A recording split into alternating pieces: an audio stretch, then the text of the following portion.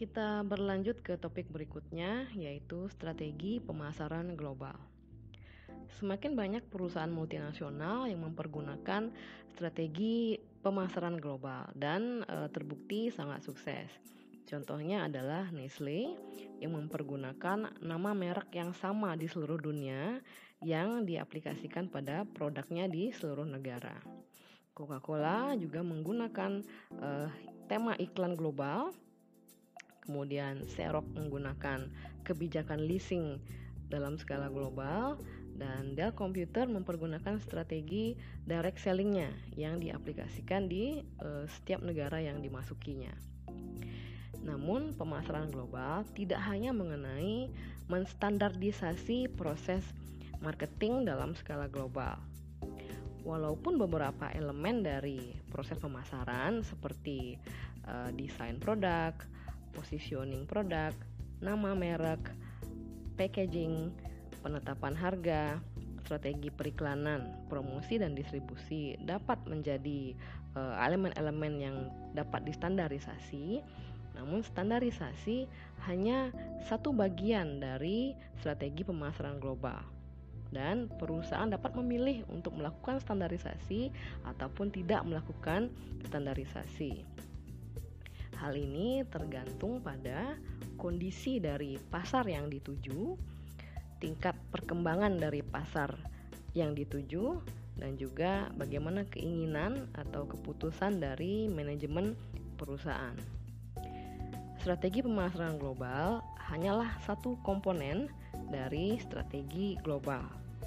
Strategi pemasaran global ini memerlukan koordinasi yang intensif dengan fungsi-fungsi perusahaan yang lain seperti research and development, manufacturing, dan juga departemen finance.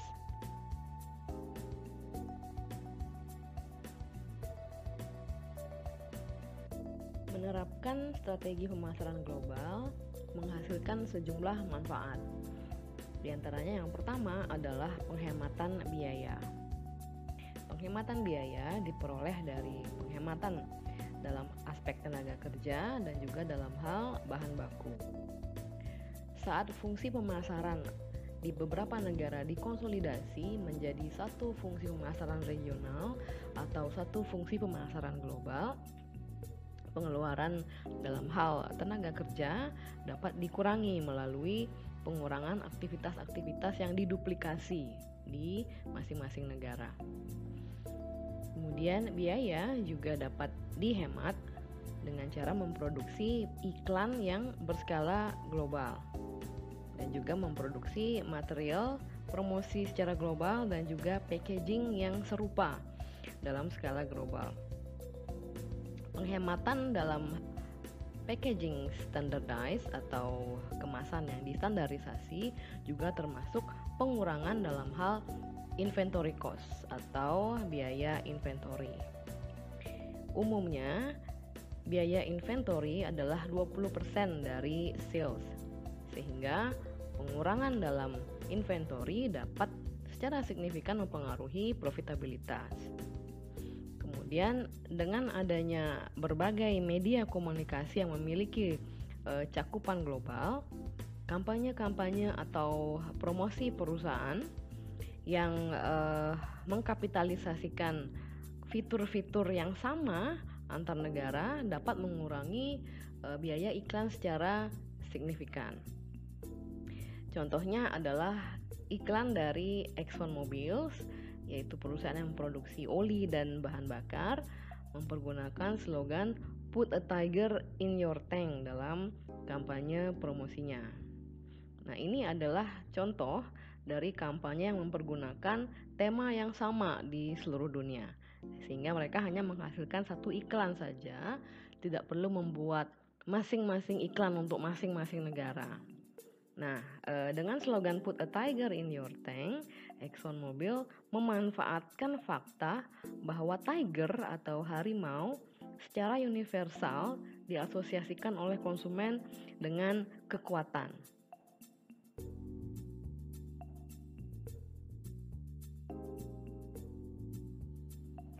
Manfaat yang kedua dari penerapan strategi pemasaran global adalah peningkatan kualitas produk dan program yang lebih efektif.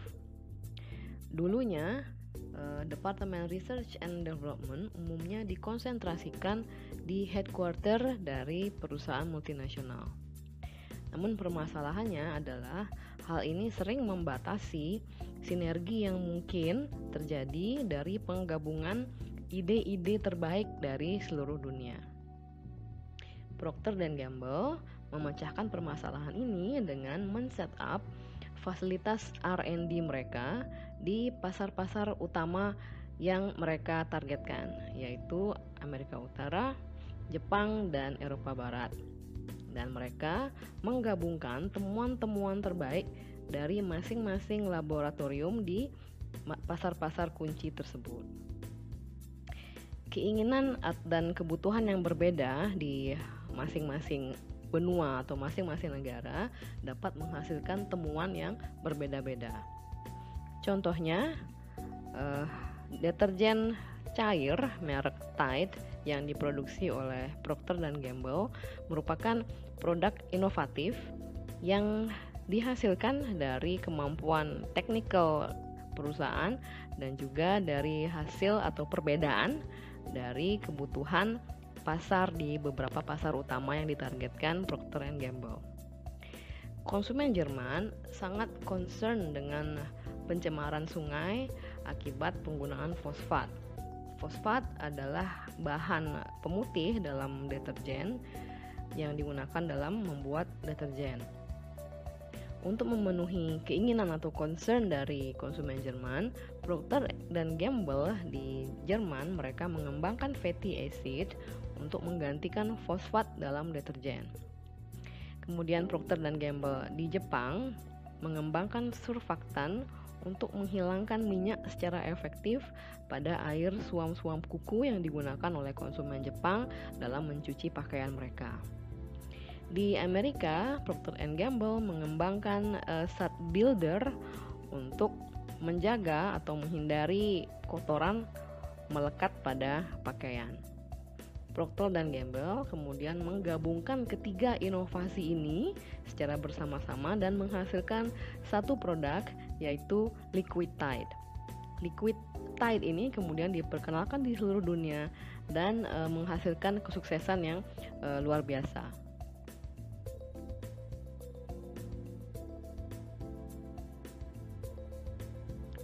Dengan mengintegrasikan atribut-atribut produk yang diinginkan oleh konsumen di tiga pasar kunci tersebut, Procter & Gamble dapat memperkenalkan produk yang jauh lebih baik dan meningkatkan kemungkinan kesuksesannya.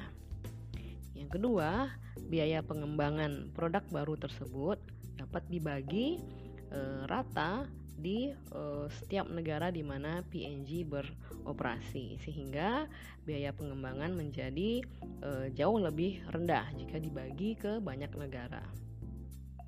Kemudian yang ketiga, dengan men-setup fasilitas R&D di beberapa pasar utama, P&G meningkatkan kemungkinan sumber-sumber ide terbaik, sehingga dengan peningkatan sumber ide ini P&G dapat menghasilkan produk-produk yang baik di masa depan.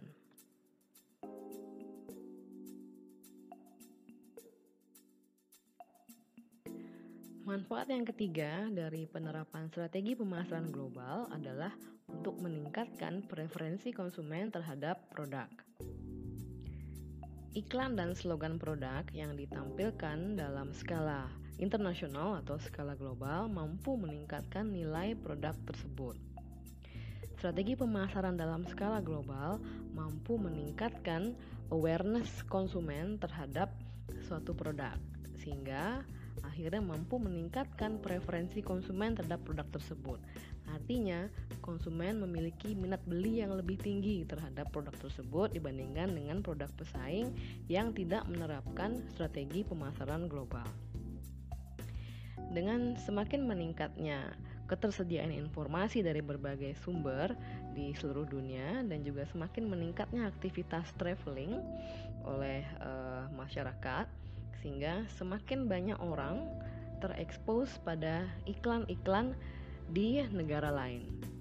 Sehingga pemasaran atau iklan yang sama di seluruh dunia yang dikomunikasikan melalui nama merek yang sama, packaging yang sama, dan iklan yang sama mampu meningkatkan awareness dan sikap konsumen terhadap produk tersebut, sehingga mereka memiliki atau mengetahui bahwa produk tersebut ada dan mereka memiliki sikap yang positif terhadap produk tersebut. Sikap positif pada akhirnya dapat mendorong minat beli atau pemilihan produk tersebut dibandingkan dengan produk pesaing. Contohnya adalah Pepsi, di mana Pepsi memiliki tema yang konsisten dalam komunikasi pemasarannya di seluruh dunia, di mana Pepsi menekankan bahwa kesan mudah dan juga kesan menyenangkan adalah bagian dari pengalaman meminum Pepsi.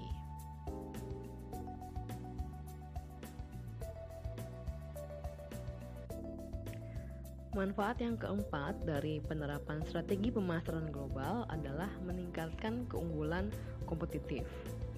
Dengan memfokuskan sumber daya pada program yang jumlahnya lebih sedikit, strategi global dapat melipat gandakan kekuatan kompetitifnya pada program-program tersebut, sehingga memungkinkan mereka untuk menghasilkan produk-produk yang jauh lebih unggul dibandingkan produk pesaing.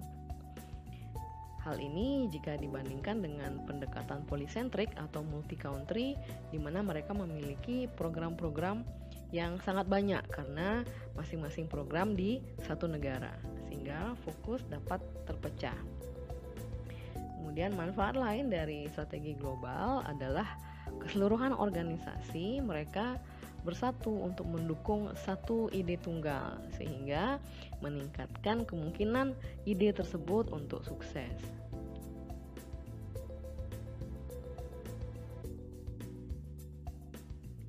Bahasan berikutnya adalah isu dilematis terkait pemasaran global. Pada dasarnya, konsep kiri yaitu unification, standarisasi, globalisasi, dan integrasi global mencerminkan argumen pada sisi penawaran atau produsen yang lebih cenderung mengejar manfaat dari skala ekonomis dan skop ekonomis. Sementara konsep kanan yaitu fragmentasi, adaptasi terhadap kebutuhan pasar lokal, lokalisasi, dan responsif terhadap permintaan pasar lokal atau kebutuhan pasar lokal mencerminkan argumen pada sisi permintaan, yaitu menjawab adanya perbedaan pada pasar antar negara dan pentingnya untuk melayani atau menjawab perbedaan kebutuhan di pasar-pasar yang berbeda ini. Intisari dari dilema strategi ini yang dihadapi oleh perusahaan multinasional saat ini masih tidak berubah dan mungkin akan tetap seperti ini di masa-masa mendatang.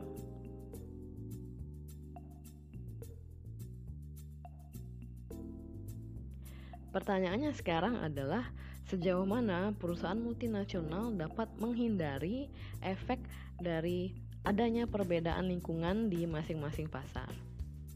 Di beberapa industri, standarisasi produk dapat menghasilkan produk yang tidak mampu memuaskan kebutuhan konsumen dimanapun. Untuk makanan yang diolah, contohnya selera pasar di masing-masing negara dan juga pola konsumsi di masing-masing negara dapat sangat berbeda, sehingga strategi standarisasi menjadi strategi yang tidak produktif. Di Amerika Latin, contohnya, berbagai produk peppers yang dikalengkan seperti jalapeno adalah suatu kebutuhan pokok di Meksiko.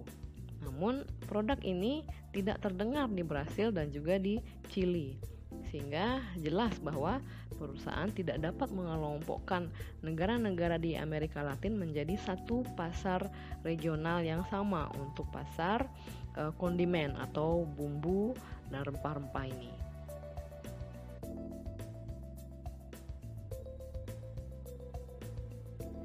Bahkan e-commerce juga tidak dapat dikembangkan tanpa melakukan adaptasi pada level lokal dan level regional. Untuk menargetkan dan menjangkau secara efektif konsumen global secara online, banyak perusahaan masih perlu untuk mengadaptasi websitenya mempergunakan bahasa lokal di masing-masing negara dan juga menyesuaikan gaya komunikasi pada website menyesuaikan dengan sistem nilai dan budaya di masing-masing negara. Satu penelitian menunjukkan bahwa website lokal di India, Cina, Jepang, dan Amerika tidak hanya menunjukkan atau mencerminkan nilai-nilai budaya di masing-masing negara, namun juga website-website tersebut sangat berbeda secara signifikan satu sama lain dalam hal dimensi budaya.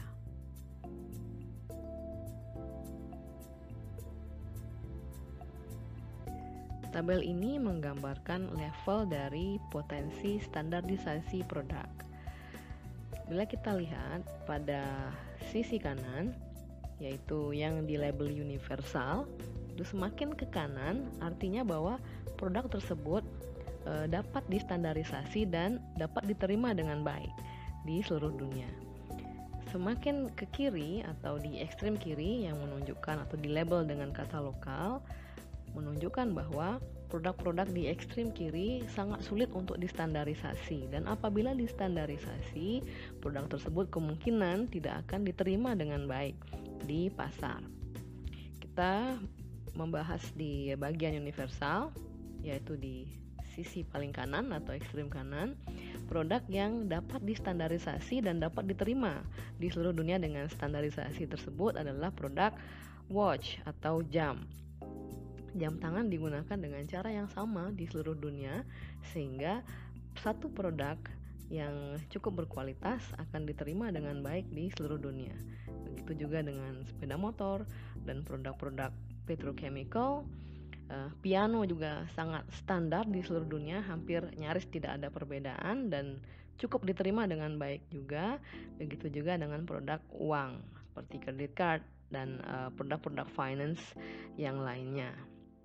Kemudian kita beralih satu kolom di kiri, yaitu produk portable radio.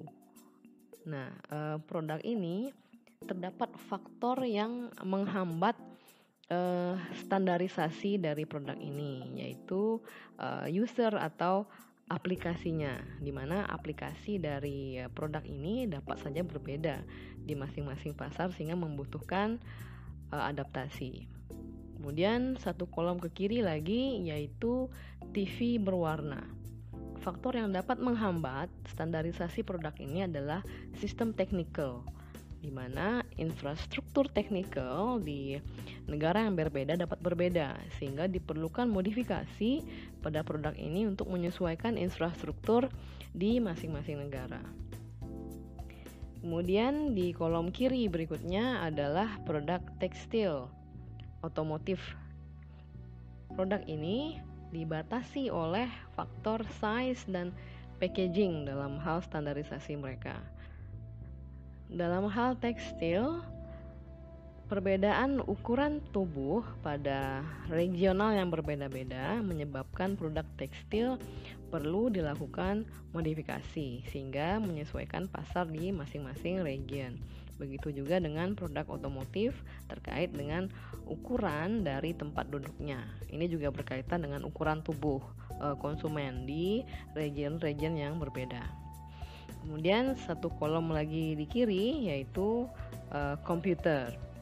Hal yang membatasi standarisasinya adalah bahasa, di mana komputer perlu disetting dengan bahasa lokal untuk memudahkan penggunaan di masing-masing negara. Kolom berikutnya adalah furniture, kulkas yang dibatasi standarisasinya oleh faktor desain dan selera. Kemudian di ekstrem paling kiri, yaitu produk yang sangat sulit dilakukan standarisasi, adalah produk-produk yang berkaitan dengan makanan. Makanan adalah produk-produk yang sangat terikat dengan budaya masing-masing negara, sehingga standarisasi untuk produk makanan sangat sulit dilakukan. Walaupun juga terdapat produk-produk yang dapat diterima, produk makanan yang dapat diterima dengan baik di seluruh dunia. Contohnya adalah produk burger dan sushi juga dan yang lainnya.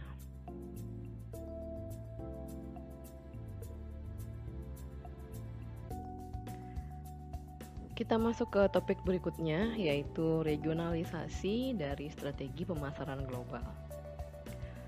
Untuk menemukan keseimbangan antara kebutuhan untuk melakukan integrasi global dan kebutuhan untuk melayani pasar secara lebih efektif, banyak perusahaan mulai mengeksplorasi penggunaan dari strategi regional. Strategi regional mengejar manfaat dari melakukan produksi skala regional, branding skala regional, dan juga distribusi skala regional. Dengan semakin terintegrasinya satu kawasan secara makro, trennya adalah ke arah harmonisasi dari standar-standar di kawasan tersebut, termasuk diantaranya harmonisasi dari standar produk dan standar industri, harmonisasi standar keamanan dan polusi, standar lingkungan, dan standar lainnya.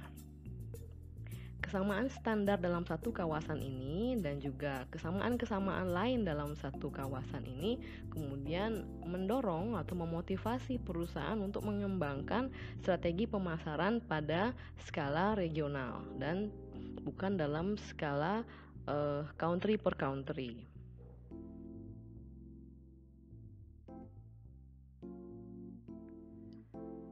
Bahasan berikutnya adalah subsidi silang pasar.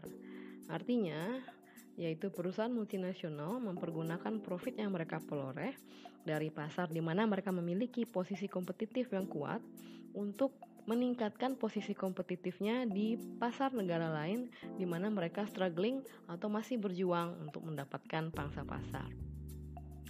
Contohnya adalah Michelin yang mempergunakan profit yang besar dari pemasarannya di Eropa untuk menyerang pasar Goodyear di Amerika Serikat.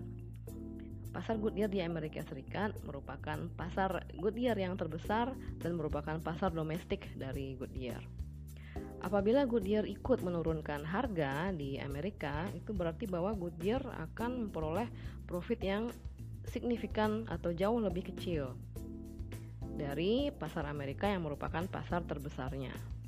Dan langkah ini tidak akan terlalu menyakiti Michelin karena bisnis Michelin di Amerika hanya small portion atau porsi kecil dari bagian dari bisnis internasional Michelin.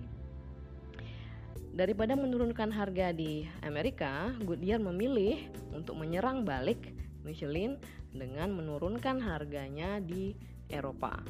Sehingga dengan langkah tersebut Michelin mungkin akan mempertimbangkan untuk tidak menurunkan harga di Amerika dan tidak menyerang Goodyear secara head to head karena itu akan merugikan bisnis Michelin di Eropa.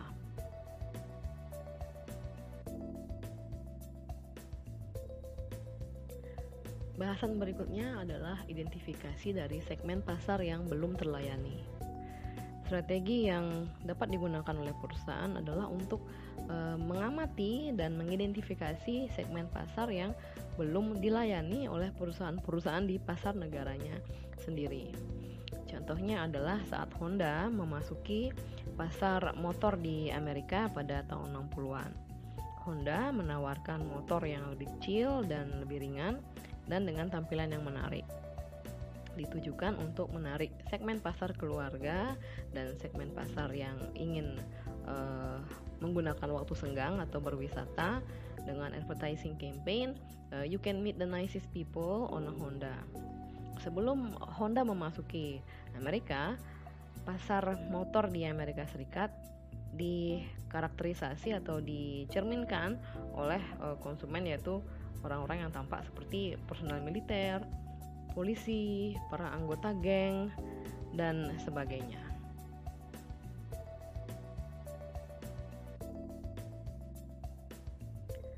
Bahasan berikutnya adalah strategi pemasaran untuk pasar negara berkembang. Negara berkembang merupakan pusat dari ratusan juta konsumen, di mana konsumen kelas menengah terus tumbuh secara signifikan dalam hal jumlah. Konsumen di negara berkembang cukup aware atau mengetahui produk-produk global dan juga standar-standar global. Namun mereka seringnya tidak bersedia dan terkadang tidak mampu untuk membayar harga global, yang artinya adalah harga premium. Untuk itu, sejumlah modifikasi dalam hal pemasaran atau strategi pemasaran diperlukan, terutama dalam aspek produk, penetapan harga, promosi, dan distribusi.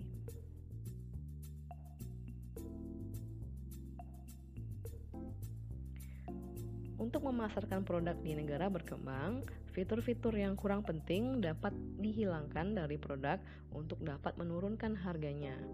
Namun, dengan tetap menjaga kinerja fungsional dari produk tersebut. Packaging atau kemasan perlu dibuat lebih kuat karena permasalahan-permasalahan distribusi di negara berkembang. Seperti contohnya jalan yang kurang bagus, kondisi jalan yang kurang bagus, dan juga udara yang berdebu. Promosi juga perlu untuk diadaptasikan untuk menyesuaikan dengan selera dan preferensi lokal.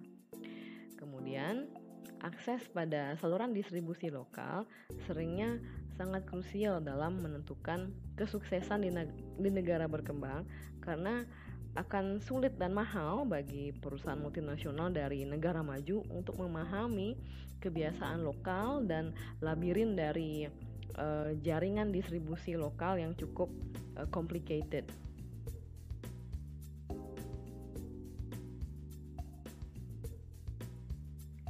Di pasar Asia Tenggara, di mana nilai tukar mata uang seringnya cepat berubah-ubah, harga perlu untuk disesuaikan dalam kurun waktu beberapa tahun sekali. Di Cina, menaikkan harga juga tampaknya menjadi hal yang tidak dapat dihindarkan oleh Amway karena Amway perlu untuk mengimbangi level inflasi di hampir seluruh aspek bisnis dari tenaga kerja sampai bahan baku. Kemudian Walmart memasuki pasar Cina dengan cara mengakuisisi Trustmart. Trustmart adalah jaringan retail yang cukup ternama di Cina yang memiliki 100 toko yang menjual banyak hal dari makanan hingga elektronik di Cina. Akuisisi ini senilai 1 miliar dolar. Walaupun Trustmart memiliki reputasi manajemen yang biasa saja, Walmart akan memperoleh skala yang cukup besar melalui akuisisi ini. Dengan membeli sekaligus satu jaringan retail yaitu Trustmart dibandingkan dengan membuka tokonya sendiri, Walmart akan dapat membypass birokrasi di Cina yang cukup rumit, di mana setiap kota memiliki persyaratannya masing-masing untuk membuka toko baru. Dengan mengakuisisi toko yang sudah ada, yaitu Trustmart, Walmart dapat menghindari kompleksitas dari proses akuisisi tanah di masing-masing kota di Cina.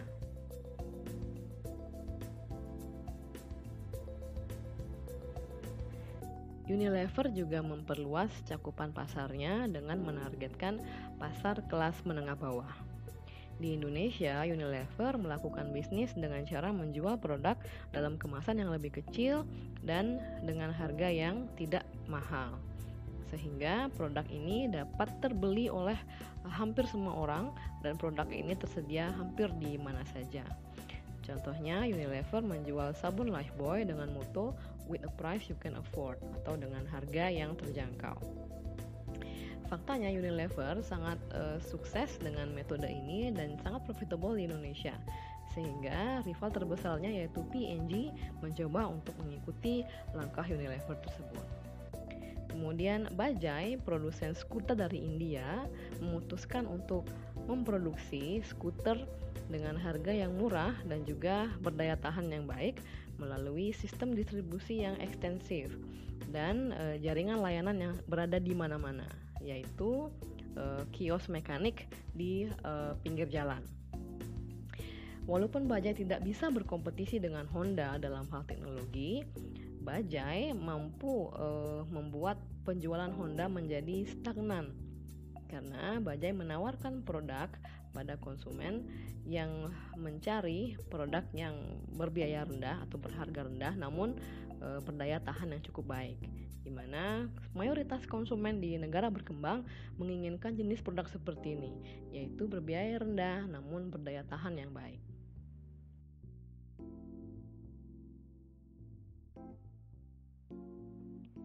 Ada era di mana manufacturing, customer service, dan juga sejumlah besar penjualan datang dari Asia. Sejumlah besar perusahaan-perusahaan dari Amerika dan Eropa mulai untuk melihat ke timur, yaitu ke India, Cina, dan negara berkembang lain untuk mencari pemimpin-pemimpin generasi baru di perusahaan mereka. Para direktur yang berasal dari negara berkembang dapat membantu manajemen di perusahaan multinasional dalam hal penyusunan strategi bagaimana untuk sukses di Asia dan juga untuk merancang strategi pemasaran yang lebih sesuai dengan pasar negara berkembang sehingga perusahaan dapat lebih menarik bagi konsumen di kawasan ini.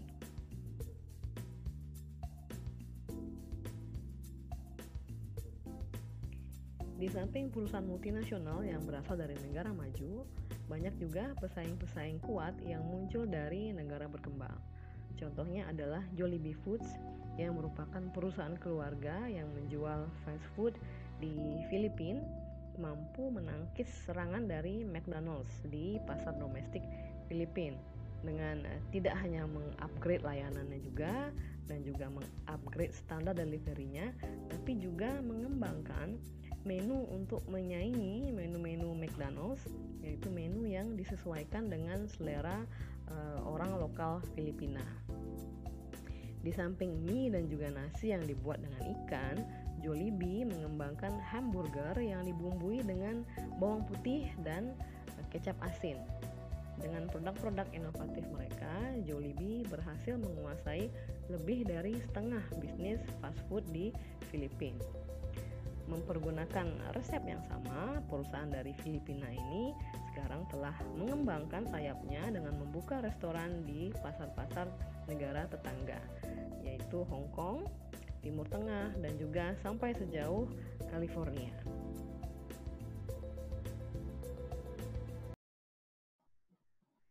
Demikian paparan saya atas chapter ini, semoga dapat dipahami dan diterima dengan baik. Kita berjumpa kembali di video berikutnya. Terima kasih atas atensinya dan selamat sore.